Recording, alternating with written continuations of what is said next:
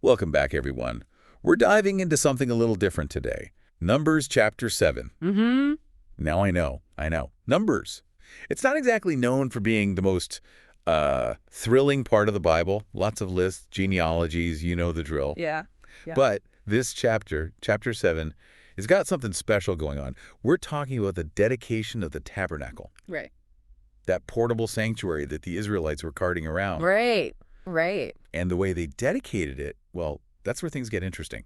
Picture this, a 12-day ceremony.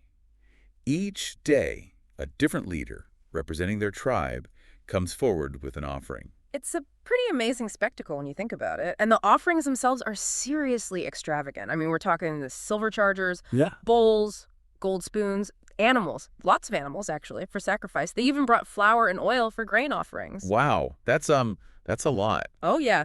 It's clear these tribes weren't messing around. They were showing up with the best of the best. And the thing is, each leader brings the exact same offering, like identical. It's going to mean something, right? Absolutely. It seems to point to this deep sense of unity and equality among the tribes. Like, regardless of their size or their status, they all shared the responsibility for maintaining the tabernacle. It's kind of like a powerful statement about shared ownership, that they were all in this together. Yeah, exactly. A real sense of community. So you've got this grand procession day after day with each tribe affirming their commitment, not just to the tabernacle itself, but to the whole community and to God. Makes you think about the kinds of things we dedicate ourselves to today, doesn't it? It really does. I mean, we may not be offering up silver chargers and bowls, but the spirit of that dedication, that commitment, that sense of shared purpose, it's still relevant, maybe even more so in our world today. Right. And it makes you wonder, about those specific items, like why those particular things, did they have some symbolic meaning? Oh, absolutely. In the ancient world, objects held a lot of weight, symbolic weight. Like, take the silver chargers, for example. All shiny and reflective. They could symbolize purity, maybe, reflecting God's glory. Interesting. And then you've got the bowls, powerful animals, often used in sacrifices. They could represent strength, willingness to offer something precious to the divine. So it wasn't just about the material value. It was more like they were using these offerings to express these bigger ideas, Yeah. spiritual concepts. Yeah. And the fact that they all offered the same things, well, that just reinforces the idea that they shared these values, these beliefs. Exactly. It points to a really cohesive community, united by their shared ancestry, sure, but also by these rituals, their beliefs, and their hopes for the future. It all comes together in this incredible ceremony, 12 days long. I mean, they could have just done it all in one go, right? Yeah. But stretching it out, making it this elaborate ritual, it really underscores just how important this was to them. It creates this sense of anticipation. Mm. Each day, another tribe, another declaration of their commitment, their faith, and their shared identity. It's pretty powerful stuff.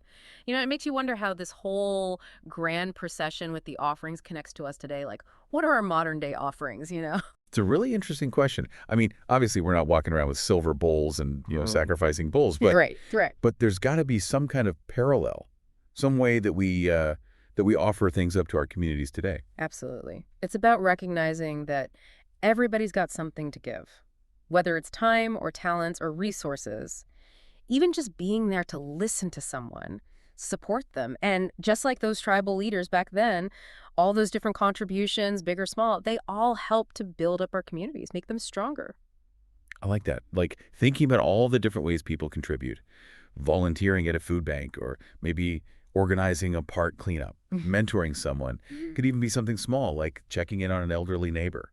It's really all about being present and giving back in whatever way feels right to you. Exactly. And what's cool is that the text doesn't actually tell us like what our offerings should be today. It's more about the idea, understanding that we all have plenty in our own lives and finding ways to share that with others. Right. It's not about like having a checklist, more about figuring out what works for you. Exactly. And just like those offerings way back when supported the community in all sorts of ways, physical and spiritual, well, our contributions today can do the same thing. They can address all those different needs that our communities are facing. It's almost like we're all part of this like giant puzzle, right? And every piece is important. You need them all to complete the picture. And the cool thing is they don't all have to be the same. Like those 12 tribes probably had different things to offer, different strength, different resources. It's more about the fact that everyone's chipping in. Yeah. It's not about comparing who's doing more or feeling like our efforts are too small to make a difference. Numbers, chapter 7, it reminds us that everything we give matters, every gesture of support. It's not about the quantity, it's about the quality. Finding that thing that feels meaningful and impactful to you. And it wasn't just about tossing something in a pile either. It was this whole ceremony, carefully planned out. Those leaders, they presented those offerings with care, you Yeah. know, reverence. And that makes me think about how we approach giving today. Like, how can we make it more intentional? It's so easy to just go through the motions, throw a few bucks in a donation jar, or volunteer because you feel like you should. But what if we really put some thought into it? Like those Israelites did. Right. Maybe we need to come up with our own little dedication ceremonies, moments where we really think about our values, make a conscious decision about how we want to contribute. Could be setting aside time to volunteer or picking a charity that really speaks to you, or just taking a minute to express gratitude to the people who make a difference in our lives. I love that. Creating those little personal ceremonies, it turns giving into something that nourishes us, something we choose to do, not because we have to, but because it adds meaning to our lives.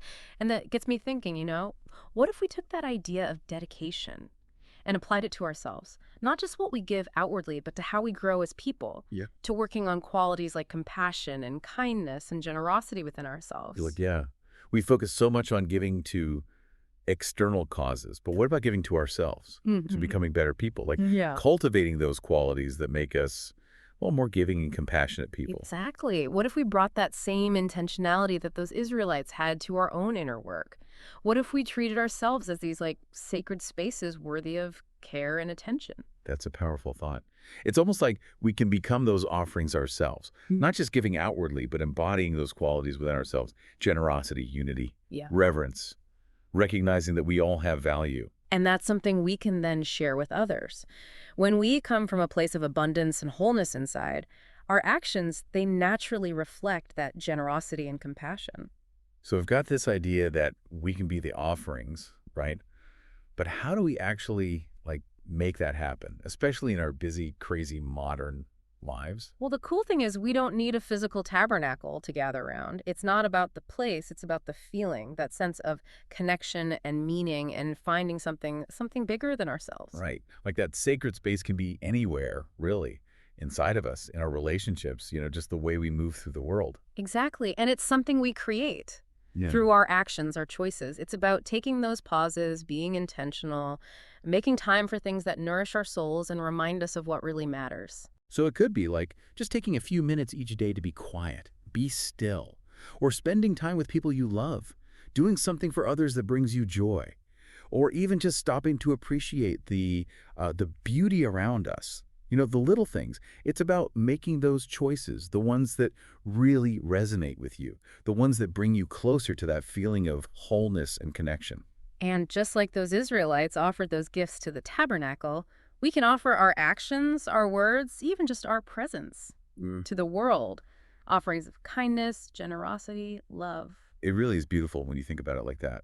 That just by being ourselves, by choosing to live a life that aligns with our values, we're already giving something to the world. And those offerings, when they come from a place of genuine connection, they have this power to change things, not just for us, but for everyone around us. So it all comes back to Numbers, chapter 7, an ancient story about offerings that somehow manages to speak to us, thousands of years later.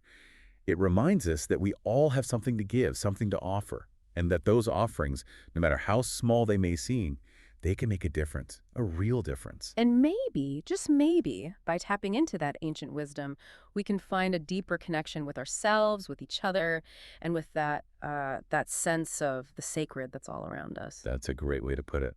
Thanks for joining us on this deep dive into Numbers chapter 7. We hope you found it meaningful and inspiring. And until next time, keep exploring, keep learning, and keep diving deep.